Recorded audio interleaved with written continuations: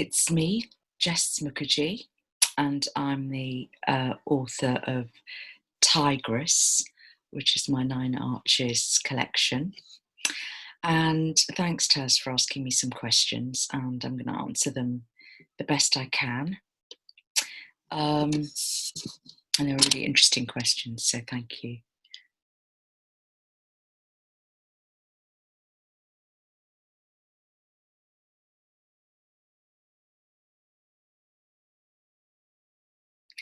So you asked me about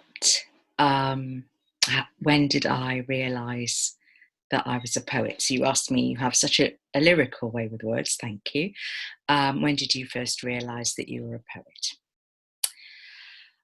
Well, I think I was very aware of the sound of words when I was young. So as a kid, I could speak Bengali and I could understand Bengali. I lost it as I got older.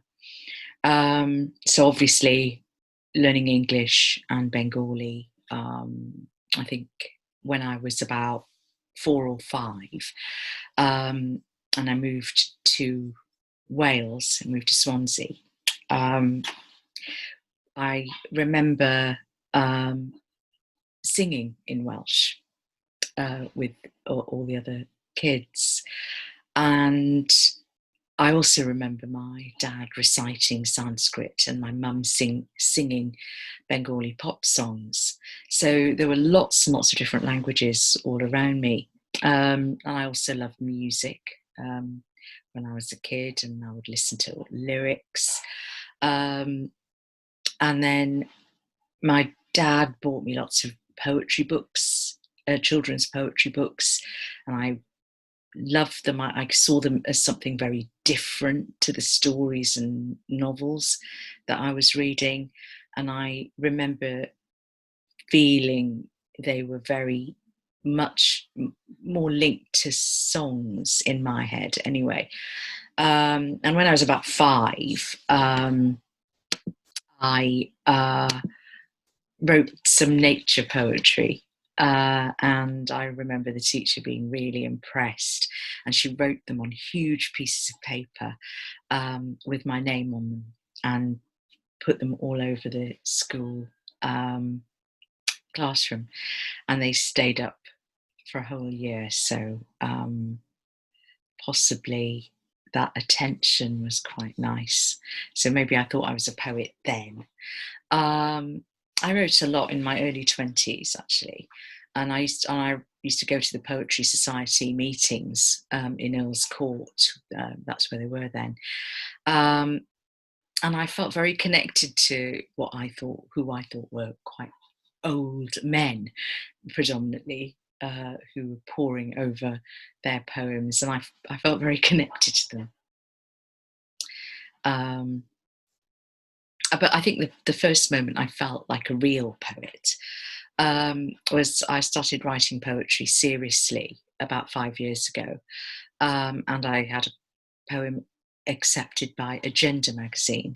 So the editor, Patricia McCarthy, she seemed to really like my work. And so I felt acknowledged by somebody who I really respected in the poetry world. So I think I felt like a poet then.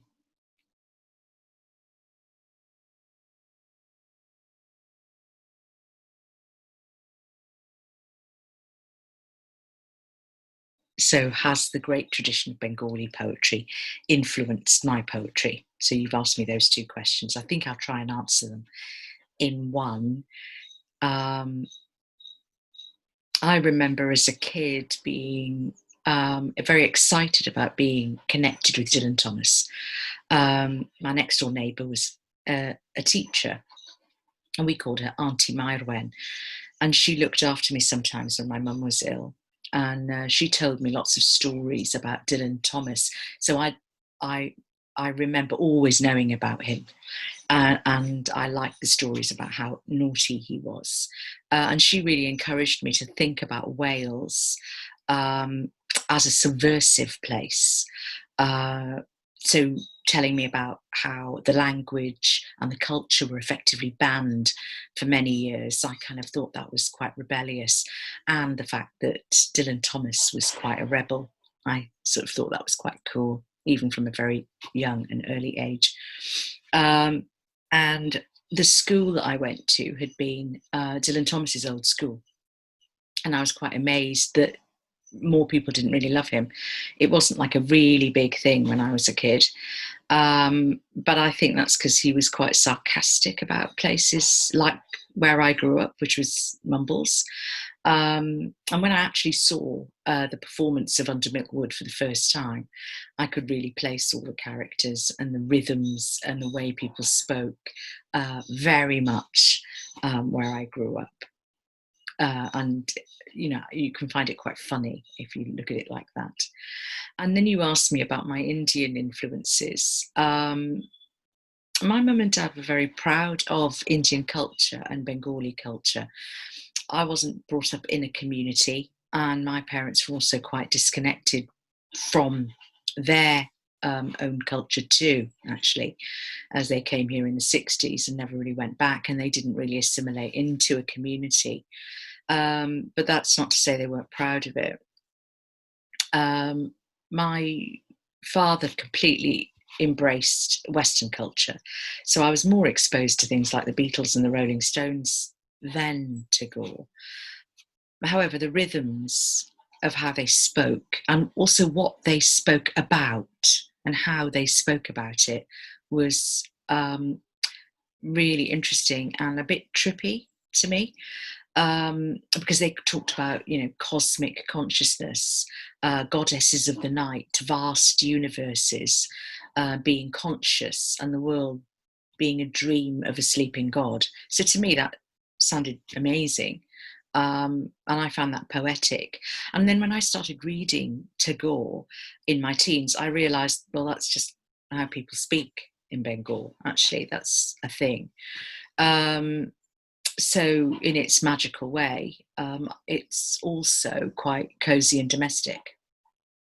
So that's how I think I merged those two things. And there were links, there's lots of links actually between Bengal and Wales.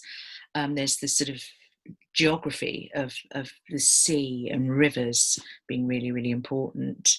And, or at least where I grew up. And also being right next door to a really large and more dominant power.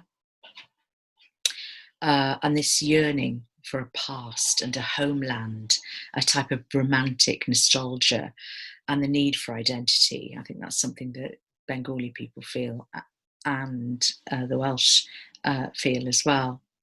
And those two things are very similar. I soaked all of that in, and there's also some sort of really interesting resonance between the rhythms of both of the languages, actually. But I also wanted some of Dylan Thomas's sort of rock and roll rebelliousness, while attempting to avoid the early death bit, I think. So in terms of Bengali poetry influencing me, it was more the rhythms and the music, as I said, rather than anything formal. And I'm quite disconnected from my parents' culture, actually. I lost the language. But when the internet was quite new, I remember thinking it would be quite good to see if I could look up one of the lullabies that my mum used to sing to me when I was a child, you know, because I used to love the phrasing. And when I found it, it was in fact the Indian national anthem, and I had no idea that she had been singing her national anthem to her English-born baby. I never knew that, and that concept alone, I think, has influenced my poetry.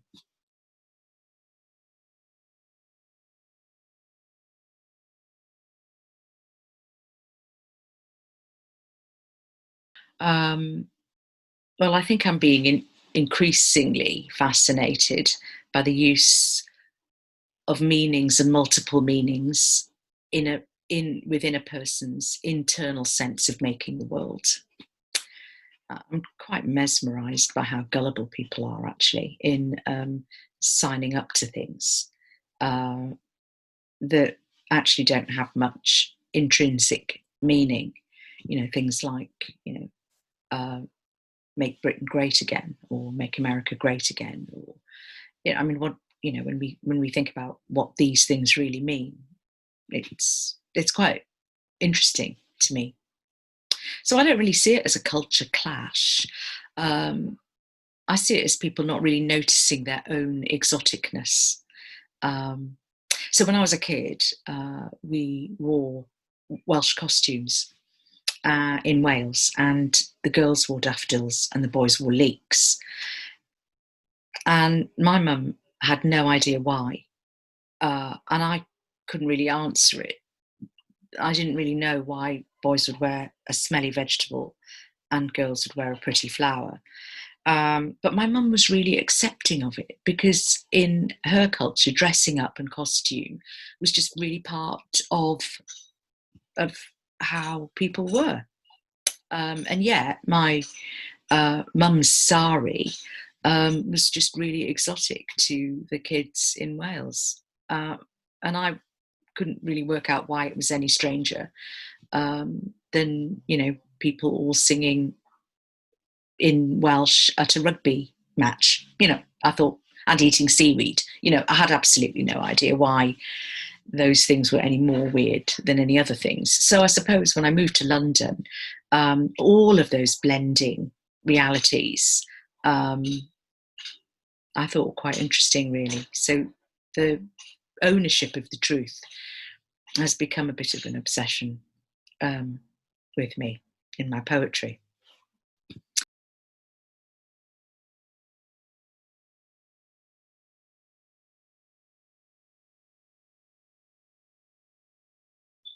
So I'm quite interested in psychogeography. I'm interested in the way that the land bleeds into the words and sounds and stories of a person.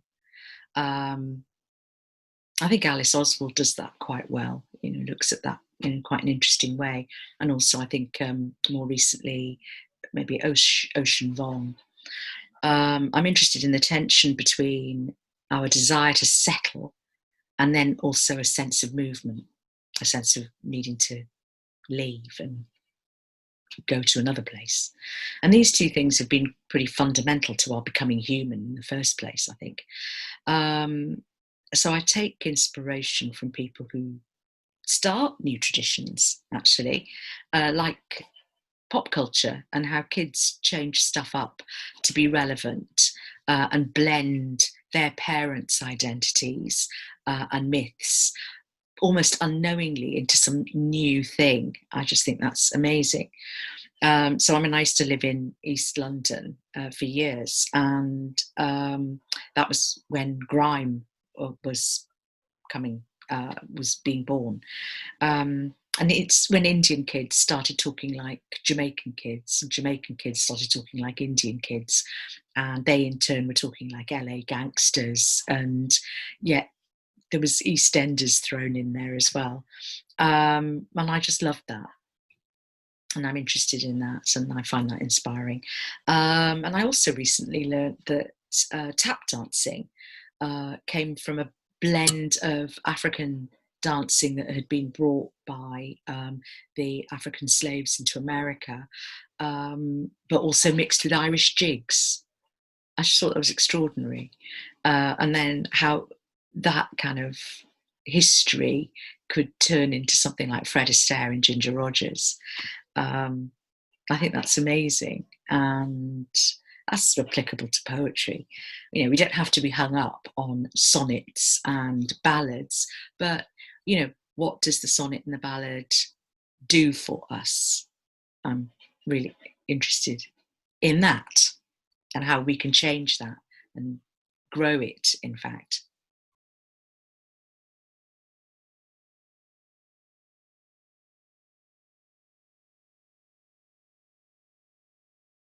So what am I working on presently? You asked me. And like I said, I'm thinking a lot about psychogeography and what the landscape and the environment does to us, how it parents us, actually, how the landscape brings us up, and goes deep into our words and the way we speak. And I'm also thinking about television, and that could be because I'm watching loads of television at the moment during this lockdown. And I'm pretty keen to understand how the media affects poetry. I think that would be quite interesting.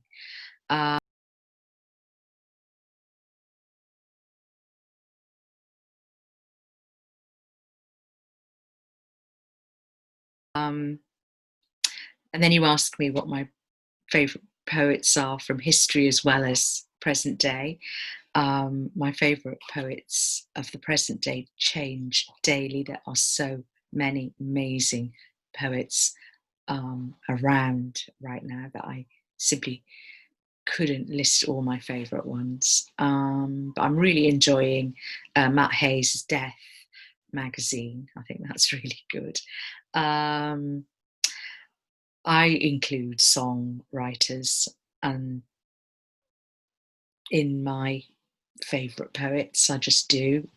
So I'm really interested at the moment in how Brian Ferry writes songs, and also Tom Waits. And I'm also interested in a new band. Well, they're not new band, but a band that's quite new to me, which is the Young Fathers. And in terms of poets, I loving Helen Ivory and Sarah Corbett. Her book, A Perfect Mirror, I think has been really inspiring to me. And then there's a beautiful Finnish Scandinavian poet called Tua Forström, who wrote a book called One Evening in October, I Rode Out into the Lake. I read that over and over again. And I'm also reading at the moment Bertolt Brecht's love poems, listening to Alice Oswald. My favourite historical poets are R.S. Thomas, T.H. Lawrence, Sylvia Plath, and I'm pretty obsessed and have been since a very early age with The Tempest by Shakespeare. So I hope that's of some interest to anybody. Okay, take care. Thanks for including me in this interview series.